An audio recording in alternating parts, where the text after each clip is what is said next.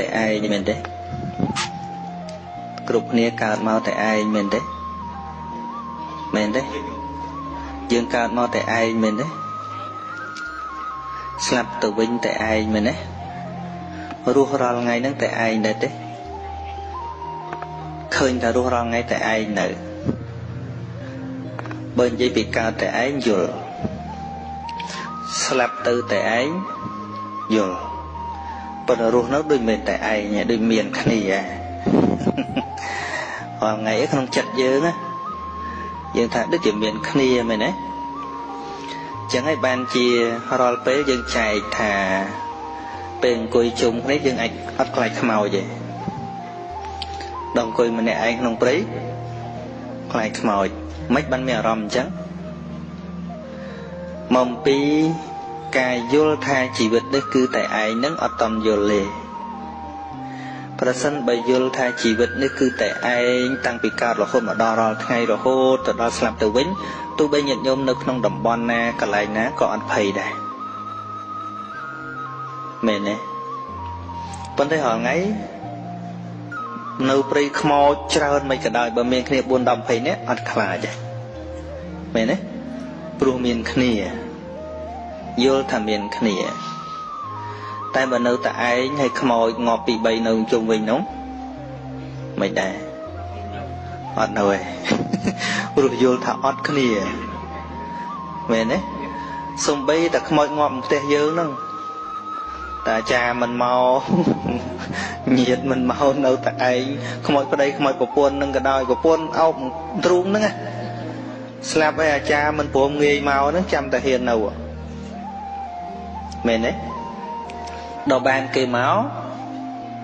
លែងខ្លាចទេមែនទេមិនលែងខ្លាចទេមែនទេលែងខ្លាចទេមែនទេហ្នឹងឲ្យតែមានមនុស្សមកច្រើនលែងខ្លាចទៅយំអោបខ្មោចទាំងទៀតក៏អត់ខ្លាចដែរមែនអត់ហើយបើនៅតែឯងហ៊ានយំអោបខ្មោចហ្នឹងឯង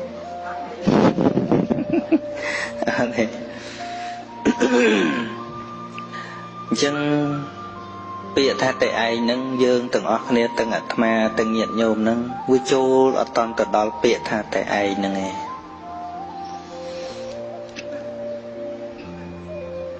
បើសិនជាយើងរៀនរស់តែឯងឲ្យហើយដល់ពេលអ្វីកើតឡើងមកទៀតវាអត់មានអីត្រូវភ័យឲ្យញាតិញោមប៉ុន្តែថ្ងៃយើងអត់ព្រមរៀនរស់តែឯងពាក្យថាតែឯងនឹងស្ដាប់មិនយល់ចង់គិតទៅរកកន្លែងណាតែឯងជាងកាលយើងគិតថានៅនេះទៅនៅនេះទៅនៅនោះច្បុកច្បល់អញ្ចឹងទៅនៅតែឯងអាហ្នឹងអត់យល់តែឯងទៀត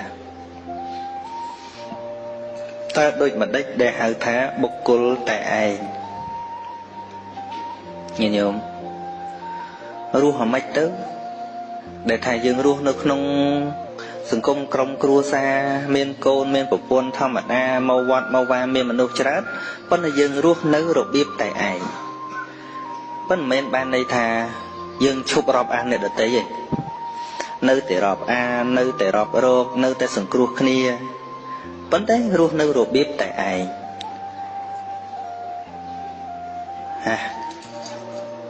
ញាតិញោមរៀនរស់តែឯង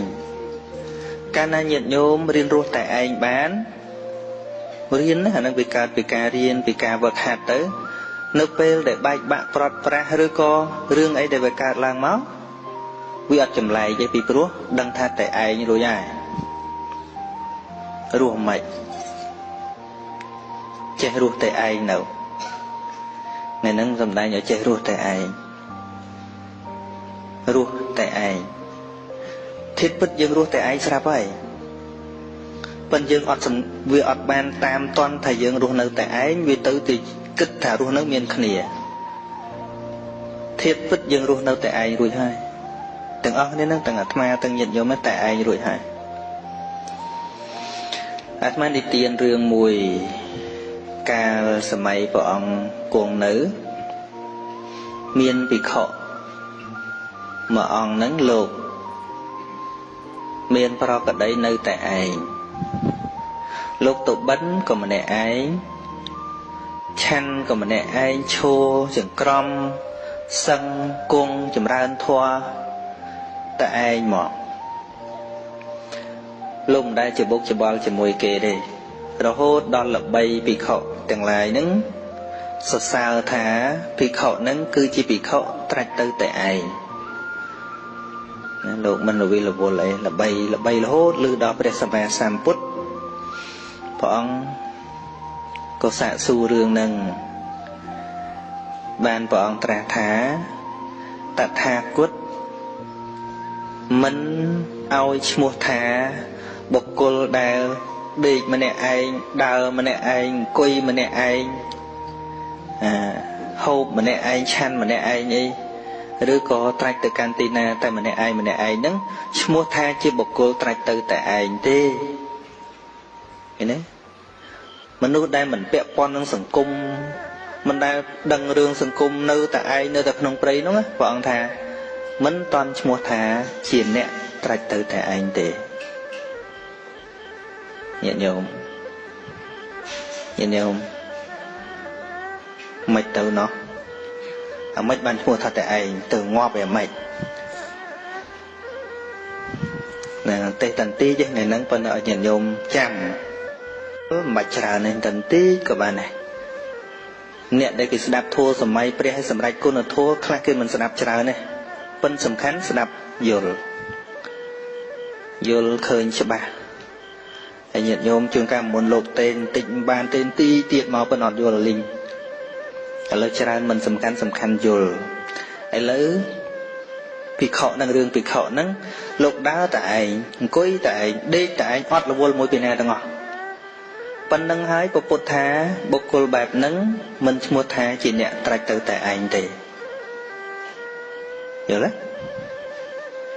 ទេឥឡូវចាំមើលបុគ្គលបែបណាដែលឈ្មោះថាត្រាច់ទៅតែ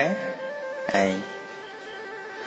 ពីព្រោះថាមិនតន់និយាយបើយើងគិតថាទល់តែមនុស្សនៅម្នាក់ឯងឆាន់ម្នាក់ឯងអត់ច្បុកច្បល់នឹងពួកគណៈទៅឈ្មោះថាជាបុគ្គលមិនជាប់ចម្ពាក់ឬថាឈ្មោះថាបុគ្គលអ្នកត្រាច់ទៅតែឯងអញ្ចឹងពុទ្ធច្បុកច្បល់ងាប់បើព្រះអង្គដើរទៅសម្ដែងធម៌មួយមនុស្សមែនទេឡើងពេលព្រឹកបិណ្ឌបាតពេលរសៀលសម្ដែងធម៌មិននៅមួយមនុស្សឃើញទេហើយប្រលប់ឲ្យវត្តភិក្ខុសង្ឃកដាលអាត្រៀតដោះសាសនាទេវតាឃើញសិតតែមួយមនុស្សសត្វឡើងអស់ហើយវាយើងយល់ថាវាទល់តែគិតតែឯងកុំជួបគេបានឈ្មោះថាមនុស្សតែឯងជាមនុស្សមិនជាប់ចម្ពាក់នឹងពួកគណៈអញ្ចឹងពុទ្ធនឹងជាប់ងាប់ហើយបើព្រះអង្គសម្ដែងធម៌ឲ្យមនុស្សស្ដាប់ជួនកាលសិតតែរាប់ម៉ឺនអ្នកអីណោះមែនទេខ្ញុំយល់ទេថ្មនឹងនិយាយឲ្យយល់ណាហ្នឹងហើយពួកជួនកាលយើងសរសើរមនុស្សមិនជាប់ចម្ពាក់ទោះមនុស្សនៅក្នុងព្រៃបានយើងហៅថាមិនជាប់ចម្ពាក់បើយើងគិតថាមនុស្សមិនជាប់ចម្ពាក់ទៅនៅក្នុងព្រៃតែឯងអញ្ចឹងពុទ្ធ